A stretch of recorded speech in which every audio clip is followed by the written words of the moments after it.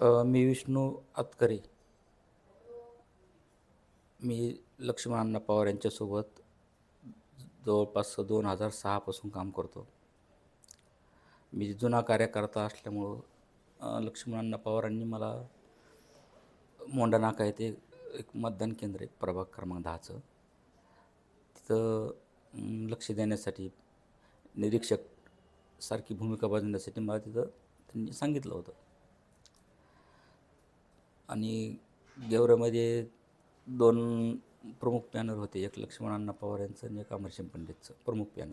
बाकीचे होते आणखीन. तर त्या दिवशी मतदान व्यवस्थित सुरळीत चालू होतं. 2 तारखेला मतदान सुरळीत चालू होतं. तर 11:30 11:30च्या दरम्यानची गोष्ट असेल. मी, माझे मित्र राहुल खंडागळे, विठ्ठल मोठे, शिवराज पवार हे 10 नंबर प्रभागाच्या म्हणजे जवळ गेलो त्या दिवशी आमच्या कामासाठी. तर अगोदरच तिथं पृथ्वीराज पंडित हे थांबलेले होते आणि त्यांनी शिवराज दादाला पाहिल्याबरोबरच शिवीगाळ सुरू केली. तुम्ही इकडे कशाला आलात, काय आलात? आणि पृथ्वी पंडितसोबत जे 4-5 जण होते ते जर समोर आले तर मी त्यांना ओळखेन.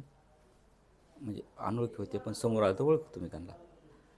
तर ते सगळे पृथ्वीराज पंडित ते शिवराज पवार यांच्या अंगावर धावून आले त्यांना मारायच्या उद्देशाने. तर मी विनंती केली की तुम्ही त्यांना कशाला मारत आहात म्हणजे. तर तितक्यात तिथं अमरसिंह पंडित बंदूक घेऊन आले. कट्टा होता. त्यांनी तो पृथ्वी पंडितकडे दिला आणि म्हणाले, शिवराज पवारला आज जिवंत सोडायचा नाही, मार त्याला, पृथ्वी सोडू नको, मार त्याला. हे सगळं ऐकल्यावर मी तिथं जवळच असल्यामुळं मी लगेच पृथ्वी पंडितला असं पॅक पकडलं. म्हणजे त्यांना मारायला नाही जाऊन द्यायच्या उद्देशाने. पण ते थोडे हाईटने आपल्यापेक्षा जास्त आहे, उंच आहे.